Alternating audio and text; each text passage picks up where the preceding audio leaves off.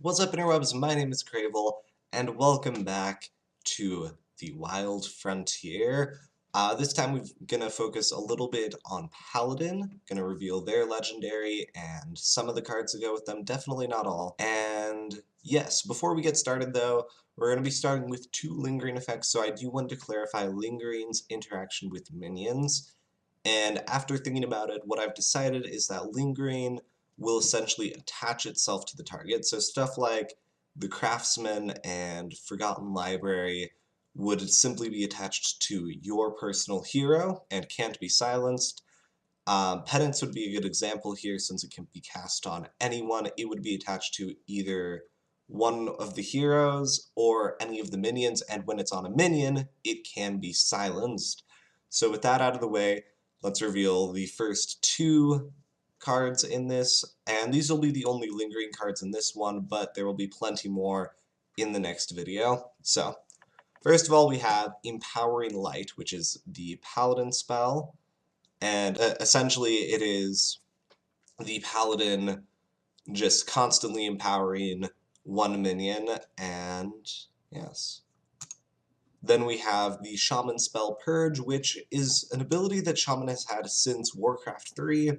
Silence a minion and then give it Lingering 3, -1/-1.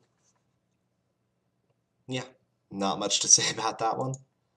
Next we have the Null Collector. Nulls tend to be just about everywhere on Azeroth, and do tend to collect a lot of random objects. We haven't seen too much of a representation of them in Hearthstone yet, and while I don't think I'll be touching them anymore after this card, we do get one more Null card from this expansion here. So, next we have the Ethereal Assassin. So Ethereals are kind of the definition of the furthest frontier. No one has actually seen their home except for them, and they do not have physical bodies after the destruction of their home. We are going to deal with more ethereals and go more into that. They're mostly on Outland right now, but the Ethereal Assassin is a 5-mana 4/4 with Death Rattle, destroy a random enemy and friendly minion, so one on both sides of the board. Next we return to Paladin with the Crypt Guardian. With Battle Cry, discover a spell, it costs one less. Honestly, don't have too much lore there, not too much to go into there. It was just a card design, and one that I had since before Ivory Knight came out, which is part of the issue there. But, yeah. And then lastly, we have the Paladin Legendary, which uses, as well as several other Paladin cards coming out will use, the can't attack and uses attack damage, which is Vindicator Maraud with 9 mana, 3/5, can't attack at the end of your turn, deal attack damage to all enemies. So essentially at the end of each of your turn, sorry, Vindicator Maraud does a super-powered consecration to all enemies.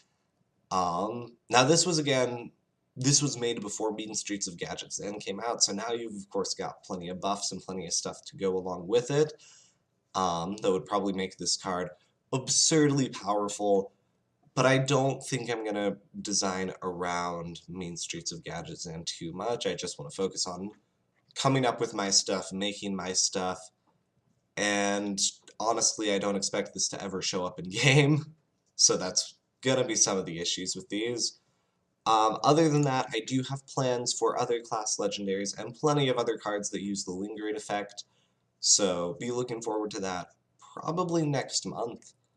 Leave a like if you enjoyed, let me know what your thoughts on the cards are, if you see any possible synergies, anything you would like to do with them.